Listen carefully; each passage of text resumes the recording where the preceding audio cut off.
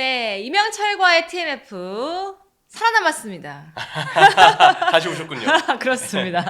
아니 우리가 사실 조금 개편이 있었잖아요. 네. 개편이 있었지만 TMF는 절대 어디 가지 않는다라는 생각으로 1월달 여러분들과 함께하고 있는데 특히 제가 조금 휴가를 갔다 와서 자리에 빈 사이에 또 이명철 위원이 또 열심히 고군분투해줬는데 저 운동 어떠셨나요? 일단은 그 대신해주신 우리 베라노님과 그리고 우리 윤장현 캐스터, 장현이 형한테 너무 감사드리고 사실 그래도 TMF의 안방마님은 순주 아나운서님이시기 때문에 언제든 이 자리는 대체가 어렵다. 참 이게 날이 갈수록 해가 거듭할수록 점점 이게 능그렁이가 돼가는 이명철을 이제는 조금 그 팬 여러분들도 그렇지 않나요? 이명철 하면은 옛날에는 순수하고 조금 뭔가 좀 어리고 막 이런 느낌이었는데 네. 이제 어리다라고 하기에는 많이 좀 이제 새해가 됐으니까 어리다고 하기는 서른이고요 이제. 네 오늘 TMF 1부의 주제는 이거 지금 토트넘 팬들은 거의 지금 이러고 있을 것 같아요. 엄청난 일이 벌어졌죠. 일주일 사이에 2경기 우승컵을 다 눈앞에서 놓치는 상황. 뭐 눈앞이라고 하긴 좀 그렇지만 네. 놓치는 상황이 벌어졌어요. 카라바오컵에서 그간에 있었던 오랫동안의 무관을 좀 깨트리겠다는 마음이 좀 컸을 텐데 아쉽게도 0대4에 대패를 일단 주중 리버풀전에 당했었고요. 주말 빌라전 촬영일 기준으로 오늘 새벽에 펼쳐진 경기였는데 이 경기에서도 1대2의 패배, 원정에서 패배를 면치 못하고 한 주 동안 컵대회를 지금 유로파리그 빼고 다 탈락했습니다. 네. 자국 컵대회 탈락으로 이것이 의미하는 바가 무엇이냐, 아무래도 올 시즌도 토트넘이 트로피를 따낼 가능성이 현저히 낮아졌다라는 거를 좀 의미하는 거죠. 아니 지금 사실 조금 대한민국이 우울하다라는 얘기가 좀 있어요. 왜냐하면 너무 지금 토트넘 팬분들이 많잖아요. 근데 이번 주에 2경기나 모두 패배를 하고 뭐 트로피를 들어올릴 수 있는 기회를 놓치다 보니까 다들 좀 우울해서 밥도 잘 못 먹는다 뭐 이런 얘기까지 있는데 이렇게 된 원인에 대해서 좀 이제 알아보려고 해요. 특히 리버풀전 같은 경우에는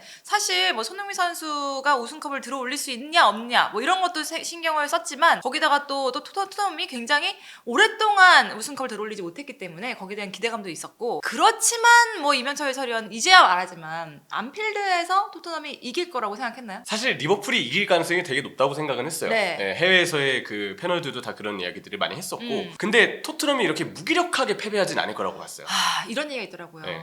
대학생이 중학생을 패는 느낌이었다. 와 너무 살벌한데요 딱 이야기 들었을 때. 근데 네. 그런 얘기를 이제 팬분들이 근데 그것도 토트넘 팬분들이 얘기를 하더라고요. 중학생이 대학생한테 맞는 느낌이었다. 그렇죠. 이게 그래도 1차전 때 리버풀이 공격을 할 때마다 토트넘이 잘 틀어막는 모습이 좀 있었거든요. 사실 이 모습으로 봤을 때 이걸 2차전 안필드 원정에서 홈이 아닌 원정이기 때문에 그대로 가져오는 거는 물론 힘들겠지만 그래도 이런 수비 조직력이면 적어도 좀 끈끈한 모습은 더 보여주지 않을까라는 게 제 생각이었어요. 그리고 만에 하나 리버풀이 조금 어려움을 겪는다면 토트넘은 손흥민을 비롯해서 그래도 빠른 발을 가진 자원들이 많고 기본적으로 이 팀은 언제나 그렇듯 역습이 상당히 잘 되는 팀이거든요. 맨시티에게도 그런 모습을 보여주면서 맞대결 때마다 토트넘이 이겨왔던 것처럼 리버풀에게도 그러한 역습으로 적어도 이 경기에서 실제로 보여준 것보다는 적어도 좀 더 이 역습 기회를 그래도 만들지 않을까. 네. 그런 생각을 좀 했었는데 뭐 내용도 결과도 단 하나도 토트넘이 거머쥔 게 없었던 그런 경기였습니다. 그렇죠.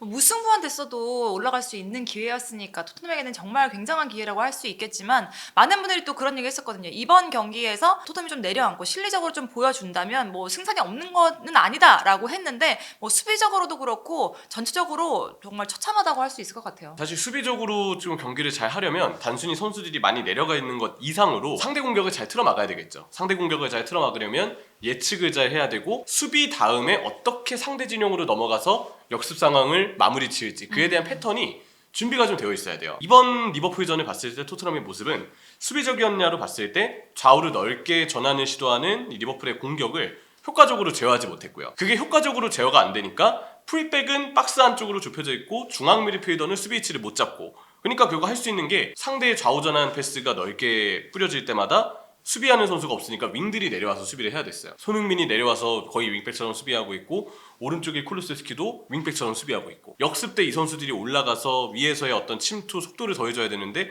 이 선수들이 아래에 내려가 있으니까 위에는 아예 선수가 비어 있습니다. 네. 결국 히샬리송이 고립되고 그러다 히샬리송마저도 부상으로 빠지고 그런 악순환이 반복되면서 토트넘은 역습도 수비도 단 하나도 뭔가 맥을 추리지 못했고요. 공격적인 전술도 아니었죠. 왜냐면 유슈팅이 없었기 빵이었으니까. 때문에 빵개였으니까 여러모로 이 수비도 공격도 다 팬들이 바랬던 시나리오와는 너무나도 거리가 멀었던 그러한 경기 운영을 하고 말았죠.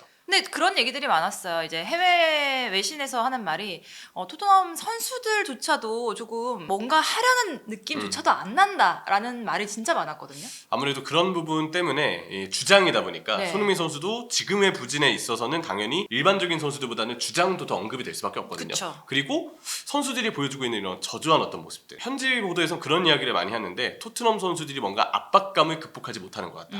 경기 들어갈 때부터 막 주눅 들어 있고 네. 오늘도 안 되면 어쩌지? 약간 위축되어 있고 어. 그런 모습이 좀 전적으로 드러난 게 저는 오늘 끝났던 빌라전 아, 1분 만에 실점을 한 그쵸, 1분 만에. 예, 그런 장면이 좀 아닌가 싶거든요. 여러모로 그런 부분에 있어서 사실 주장도 어쨌든 팀 분위기를 만드는 데 있어서는 역할이 있는 선수이기 때문에 손흥민 선수에 대한 리더십 이야기도 지금 시점에서 위기를 극복하는 데 있어서는 부족한 게 아니냐. 그런 이야기가 나올 수 있는 타이밍이라고 생각을 해요. 네네네. 이외에도 지금 선수들이 갖고 있는 부담감, 또 기량 저하, 부상 등의 문제, 또 포스테코글루의 경기력 문제 여러 가지로 지금 토트넘의 문제를 지적하는 목소리들이 상당히 많은데 저는 다 상당히 타당성이 있는 이야기들이라고 일단 생각을 좀 하고요. 그렇죠. 모든 사람들이 지금 이 얘기에 동의를 할 것 같아요. 계속해서 아스톤빌라 얘기를 해보면 손흥민 선수 얘기를 했었는데 그런 얘기들이 또 많았어요. 1분 만에도 실점을 하고 나서 손흥민 선수 혼자 조금 막 어떻게 해보려고 하다 보니까 혼자 움직이다 보니까 더 안 됐다. 뭐 이런 얘기가 진짜 많더라고요. 여러 가지 선수들 안에서도 의욕이 있는 선수와 아닌 선수가 나뉘다 보니까 너무 엇박자가 있는 모습이다라는 게 아스톤빌라의 평가였던 것 같아요. 그렇죠. 아무래도 카라바오컵 때도 사실 손흥민 선수가 그래도 골대를 맞춘 슈팅이 네. 있었고 이번 아스톤 빌라전 때도 에밀리아노 마르티스가 너무 잘 막았지만 일단 손흥민 선수의 좋은 슈팅이 있긴 했었는데 그 두 경기 다 결국은 경기 내용적으로 토트넘이 해왔던 걸 그대로 하면서 결국 패배했거든요. 그렇죠. 아까 말씀드렸던 압박을 할 때 간격이 벌어지는 문제점, 수비 전술에 있어서 상대가 잘하는 부분을 미리 차단하지 못하는 문제점. 리버풀전에는 좌우 전환을 전혀 제어하지 못해서 결국 윙들이 윙백처럼 내려와서 수비를 할 수밖에 없었고 아스톤 빌라전의 경우는 그래도 선수들이 이른 실점을 하고 나서 빨리 쫓아붙어야 되기 때문에 압박을 했는데 문제는 그때 수비하고 미드필더의 간격이 벌어졌고 올 시즌 아스톤 빌라의 에이스는 모건 로저스거든요. 근데 로저스 그리고 왼쪽에서 안으로 들어오는 제이콥 램지를 공격 내줄 때마다 수비 상황마다 계속 이 선수들을 놓치고 있었어요. 처음에는 놓칠 수 있죠. 그럼 중간에라도 경기 중에 피드백이 돼서 누군가는 계속 모건 로저스나 제이콥 램지 쪽을 신경 쓰면서 전술적인 대응이 들어갔어야 되는데 경기 내내 벤치 쪽에서 그러한 지시가 없었고 그러면서 토트넘도 시종일관 전반 후반 내내 계속 이 두 선수를 놓치면서 위기 상황마다 빌라의 공격에 마치 유린되는 느낌이 좀 들었었어요. 아, 유린. 눈물 난다 진짜. 안타까운 일이죠 진짜. 예, 근데 실제로 그런 처참한 너무 안타까운 경기력이 나왔고 빌라전은 그때 전반전 중반에 콘사가 부상으로 빠져서 그래서 이후에 잠깐 빌라가 후방에서의 어떤 수비 전환이나 공격 작업 자체가 약간 흐름이 끊겼던 때가 있었어요. 그때 토트넘이 그래도 올라와서 조금이나마 기세를 찾는 모습이 있었고 후반 시작했을 때도 토트넘이 초반에 공격은 좋았거든요. 네네. 그때도 요즘에 에메리 감독의 아스톤 빌라가 챔피언스리그 병행 등의 이유로 체력이 많이 떨어져 있기 때문에 아마 에메리 감독은 계속 선수들이 압박을 하기는 쉽지 않다. 그래서 후반전 초반에는 일단 내려서서 상대 공격을 막자라고 생각을 했던 것 같아요. 아스톤 빌라가 근데 박스 쪽에 거의 선수들이 모여 있으니까 자연스럽게 토트넘이 올라갈 수 있는 시간이 더 길어지게 되고 그때 흐름을 잡긴 했었죠. 하지만 공격에서 그렇다고 해서 많은 기회를 만들었느냐? 그러지만은 않았습니다. 그것조차도 상대의 전략 중에 하나였다. 네. 어떻게 보면 그렇게 그런 볼 수 느낌이죠. 있는 거죠. 근데 왜 포스테코글루에 대한 얘기는 그렇게 많이 안 나오는 거예요? 경질에 지금도- 대한 얘기. 지금도 안 나오고 있더라고요. 네. 예. 물론 이제 저희가 지금 아스톤 빌라전이 끝난 직후에 촬영을 하는 거라서 저희 시간으로 지금 영국은 아마 새벽 한 4시, 5시쯤 거의 그쯤일 거라서 아직 일하시는 시간이 아니에요. 예. 근데 냉정히 보면 하루 정도는 일단 더 봐야 될 것 같긴 해요. 왜냐면 저희가 이제 영상이 올라간 시점에서 혹시 추가로 소식이 업데이트 됐을 수 있는데 일단 지금 시점까지 봤을 때에 별다른 감독 경질에 대한 뉘앙스가 풍기는 보도는 없었어요. 포스테코글루 감독에 대한 이야기들이 나왔던 언급됐던 기사들을 보면 뭐 스퍼스 인사이더나 크리스 코울린 등의 SNS 글을 봤을 때 아예 언급을 하더라고요. 감독이 바뀔 가능성은 크게 없어 보인다. 네. 그런 이야기가 있고 아무래도 왜 그런지에 대해서 생각을 해봐야 될 텐데 여러 가지 이유가 있겠죠. 근데 일단 이전에 무리뉴 감독이나 콘테 감독은 뭐 레비 회장과 뭐 이적 시장에 대해서 의견이 좁혀지지 않았다, 뭐 충돌이 발생했다, 네. 뭐 보드진과의 뭐 약간 공개적으로 인터뷰에서 네네네. 비판하는 네. 이 이야기들도 있었고, 근데 지금 포스테코글루는 오히려 이전 감독들과 비교했을 때 눈에 띄게 구단과 마찰이 있다는 이야기가 아예 안 나오고 있어요. 그래서인지 별다른 불화에 대한 보도가 이전 감독들과는 다르게 없어요. 밖에서는 정말 미친 듯이 욕하던데. 외신들도 지금 평론가들도 다 지금 포스테코글루의 전술에 대해서도 굉장히 뭐라고 네. 많이들 하잖아요. 그런 와중에도 아마 뭐 구단을 좀 설득하는 게 뭔가 있겠죠. 내가 지금 부상자가 많아서 그렇다. 아니면 나 그래도 물론 지난주까지는 해당됐던 이야기. 컵 대회 아직 생존 중이지 않냐. 우리가 이거 반드시 우승할 테니 나에게 시간을 달라라고 이야기했을 수도 있고, 아니면 정말 뭐 여러 가지 이유에서 그래도 우리 구단을 나는 장기적으로 뭐 이렇게 이끌어갈 것이다. 그런 장기적인 비전을 잘 레비 회장에게 제시하면서 네네네. 일단은 점수를 받은 걸 수도 있죠. 그런 포커페이스는 참 포스테코글루 감독이 잘하는 것 같아요. 그렇죠. 뭔가 장기적으로 네. 보면서 그렇게 쉽게 동요되지 않고 본인의 그 가치를 뚝심을 그냥 그대로 밀고 나가잖아요. 그 뚝심이 요즘 인터뷰에서도 느껴져요. 그러니까요. 아니 인터뷰 내용조차 뚝심이 있어요. 3주 동안 거의 한 3, 4주 동안 내내 저도 쭉 인터뷰를 보면 부상자가 돌아오면 달라질 것이다. 근데 이건 너무 솔직히 말해서 그냥 너무 그 상황 탓하는 거 아니에요? 사실 좀 그렇죠. 그리고 이거 냉정히 좀 봐야 되는 게 부상자가 많잖아요. 근데 그 부상자가 많아지기까지 코칭 스태프가 선수단 관리를 잘했느냐? 그러지 그것도 않았어요. 아니지. 첼시전 때 로메로랑 판더벤 무리해서 끌어다 썼다가 다시 그 선수들이 다치면서 아직까지도 이 선수들이 지금 감각을 못 찾고 있거든요. 판더벤의 경우는 복귀전을 치렀지만 또 지금 연이어서 제외가 되고 있는데 근데 또 그것도 변명을 할 수는 있죠. 무리할 수밖에 없었다. 뭐 그렇게도 볼 수 네. 있긴 하죠. 근데 어쨌든 무리할 수밖에 없었다. 그래도 냉정히 바라봐야 돼요. 코칭 스태프는 선수의 어떤 부상 재발 위험성이 있으면, 그리고 그 첼시전 전에도 로메로랑 판더벤은 기사만 봤을 때는 약간 복귀하기에는 조금 이른 느낌이 들긴 했었거든요. 근데 코칭 스태프의 선택은 결국 너무 큰 대가를 치르게 되는 악재로 좀 이어지게 됐고, 인터뷰에서 계속 부상자 이야기를 하고 있지만 오늘 상대했던 아스톤 빌라도 파우터레스 부상, 콘사도 경기 중에 전반에 부상을 당해서 사실상 없는 선수와 다름이 없었죠. 매트 캐시 부상, 타이론 밍스 부상. 지금 수비 쪽 부상자만 해도 디사시도 이제 임대를 이제 첼시에서 아스톤 빌라로 이번 겨울에 오긴 했는데 이미 첼시에서 FA컵 경기를 뛰었기 때문에 규정상 빌라 소속으로는 FA컵 경기를 못 뜁니다. 디사시까지 제외가 됐음을 고려하면 이탈자가 아스톤 빌라도 굉장히 많은 경기였어요. 근데도 킨스케의 선방이 아니었다면 이 경기는 3대0, 4대0, 뭐 3대1, 4대1 네네. 이렇게도 나올 수 있는 경기였기 때문에 과연 그 부상자가 많아서 그렇다라는 이야기가 지금 인터뷰에서 나올 만한 이야기인지는 사실은 잘 모르겠어요. 사실 제가 봐도 확실히 좀 뭐 강등권 위험까지 있지 않는 한 포스테코글루가 바뀔 일은 잘 없지 않을까라는 게 저희 뭐 다른 뭐 전문가들도 그렇고 많이들 그렇게 얘기하잖아요. 그렇죠. 일단 잔류는 아주 높은 확률로 할 겁니다. 왜냐면 올 시즌에도 지난 시즌 챔피언십에 있었던 승격 팀들이 프리미어리그에 와서 굉장히 좀 어려움을 겪고 있어서 하위권 3개 구단이 약간 위치가 공고한 느낌이 있어요. 네. 여기서 이제 경쟁을 하는 팀이 뭐 울버햄튼과 같은, 아무래도 요즘에 좀 부진한 팀들이 계속해서 뭔가 순위 경쟁을 하고 있지만 이들과 토트넘의 차이는 좀 나거든요. 그런 점을 생각해 봤을 때 왜 포스테코글루를 경질하지 않을까에 대한 나름의 정리된 답변을 해보면, 첫 번째는 아까 말씀드린 대로 구단과의 관계가 이전 감독들과 비교했을 때 포스테코글루가 구단과 좀 더 원만한 관계인 듯 보인다. 두 번째, 부상자가 많은 거를 우리는 이렇게 얘기하잖아요. 부상자를 탓하면 안 된다, 네. 포스테코글루가. 근데 내부에서는 그 말이 일리가 있지. 빠져나갈 구멍이 있는 거지. 하면서 부상자가 돌아오면 포스테코글루는 괜찮을 거야.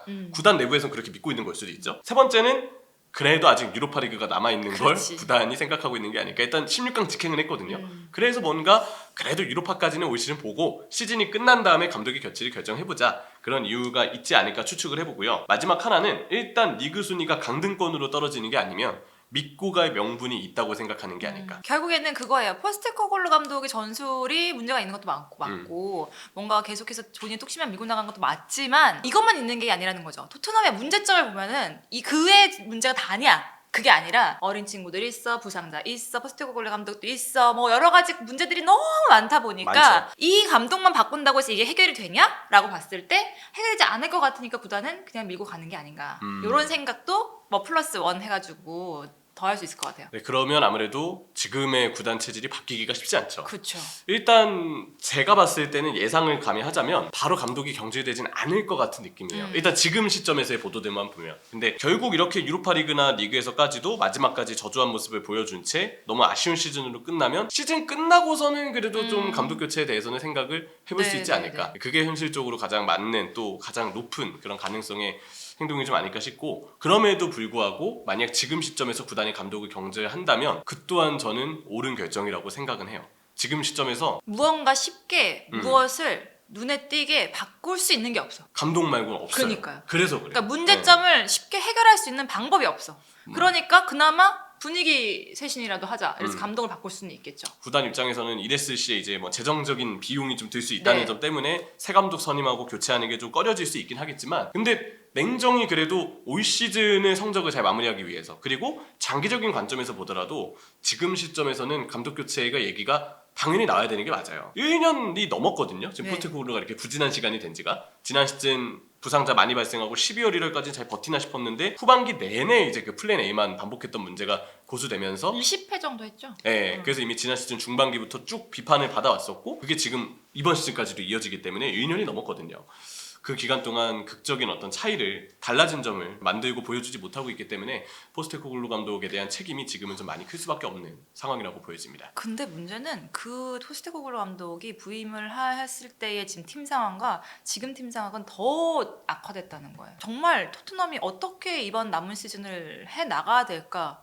또 굉장히 큰 문제점인 것 같아요. 감독에 포커싱을 할 게 아니고 뭐 그 외에도 이 문제점을 어떻게 해결해야 될까라는 건 정말 난제이지 네. 않을까. 돈을 쓰긴 씁니다, 토트넘도. 네. 현명하게 써야죠. 선수들을, 그래도 너무 어린 선수들, 지금 당장의 즉시 전력감이 아닌 선수들을 계속 이적 시장 때 영입하거나, 아니면 조금 의무부호가 남는 선수에게 좀 과감한 투자를 하거나, 그런 일들이 많았는데 이제는 투자의 방향에서부터 좀 구단에 조금 더 영리한, 구단에 장기적으로 당장에 도움을 줄 수 있는 방법의 현명한 제출이 좀 필요한 그런 시점이 아닌가라는 생각이 듭니다. 그리고 지난 두 경기에는 어린 선수들이 조금 그래도 보여준 게 있잖아요. 뭐 아치그레이는 올 시즌 내내 이곳저곳 다 뛰어다니면서 멀티 능력을 입증하고 있고, 베리바이도 이번 카라바오컵 4강 전체를 봤을 때 일단 1차전 때 골도 귀중했고 점점 활동량을 통해서 성장하고 있는 게 보여지는 선수입니다. 물론 아직 완성된 선수는 아니지만 네. 일단 어린 자원들이 지금 많이 스쿼드에 들어와 있는데 이 선수들을 기점으로 어떻게 리빌딩을 해나갈지 좀 지켜봐야 되겠죠. 토트넘의 문제점, 총체적이지만 결국에는 이제 포스테코글루 감독의 거치가 어떻게 될 것인지에 네. 대해서 가장 지금 뜨거운 감자인 것 같은데 요 이후에 어떻게 또 결정이 나게 될지는 좀 더 지켜봐야 될 것 같습니다. 그럼 안녕히 계세요.